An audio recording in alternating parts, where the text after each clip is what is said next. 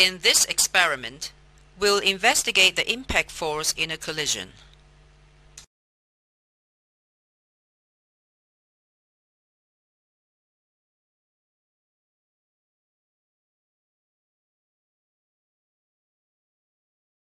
In addition to the motion sensor, we'll use a force sensor. The force sensor can measure time-varying force of up to 50 newtons. It has a tare button for setting 0. Set up the motion sensor on the raised end of a runway and the force sensor on the lower end. Connect the motion sensor and the force sensor to the interface. Fix a small spring on the force sensor.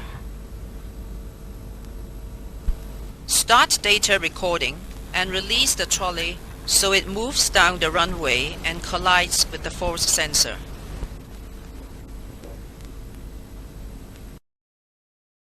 Note the VT graph and force time graph obtained.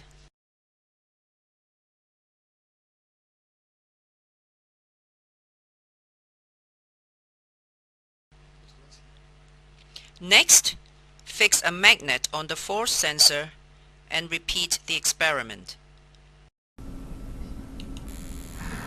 How do the VT and force time graph compared with the previous ones? From the second VT graph, find the velocity of the trolley before and after colliding with the force sensor. Then, calculate the change of momentum of the trolley before and after collision. What does the force time graph tell us about the impulse of force in a collision? The impulse of the force is equal to the product of force and time of impact. It can be found from the area under the curve. The data logging program can do this readily.